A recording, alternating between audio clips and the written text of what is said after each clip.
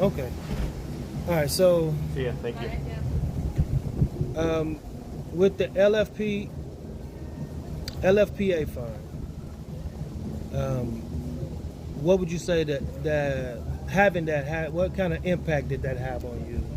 I mean, and your it farm? got our farm started.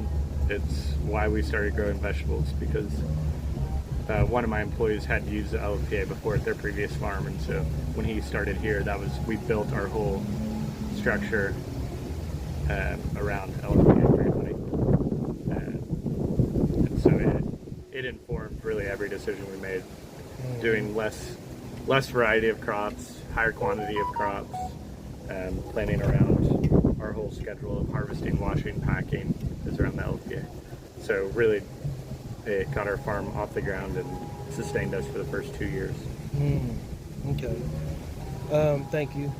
And so now that LFPA funds have been paused or terminated at the moment, what impact do you think that's going to have on you now? Yeah, so we have, I think, a couple months left of the funds. So we're, full steam ahead on vegetables for the next couple months, and then we've kind of altered our plan for the year. We're growing more flowers and doing more cut flowers, more direct-to-consumer sales, trying to build our restaurant list of buyers directly to restaurants. Working with some other foundations to see if we can get some grant money for local produce. But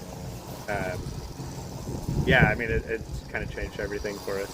So we're scrambling a little bit, but we planned well last year to where we feel we're in a good spot for this year, and just trying to figure out how do we want to move forward after this year. Okay.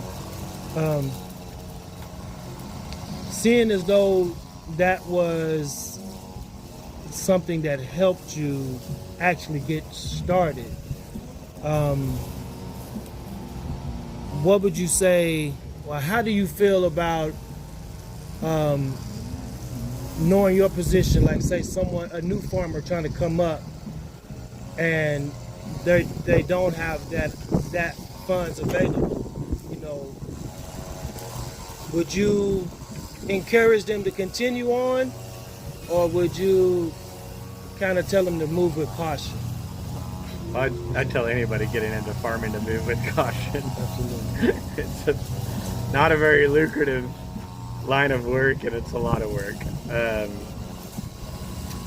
I think, before I might have been a little bit more encouraging with the LFPA funds, just because it's guaranteed sales before you plant. We submit our budgets for the year before, so it really informs us of how we're going to plan and grow. Without that, I'd say be really confident about your customer base and where you're going to sell your vegetables, and be prepared to work really hard on chasing that customer. Right. Without the LFPA. Yeah. So maybe a little more cautionary. Okay. And so what I hear you saying is without those funds, it's going to cause you to do more work outside of the farm. Oh, for sure. Far more office work and marketing and sales. And, in the first 2 years, I really didn't have to do any of that because we were doing just vegetables. Yeah. And I knew our customer. It was one drop and one location and one purchase. Whereas now it's way more of a headache of trying to figure out.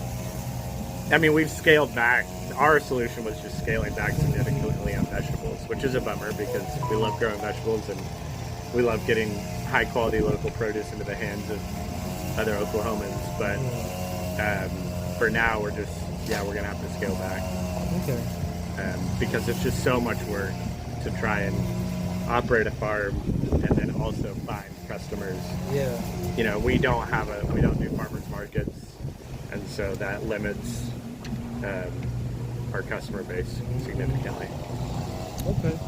Well, appreciate you being. I want to hold your time, man. Absolutely. Appreciate you. We'll get out of here.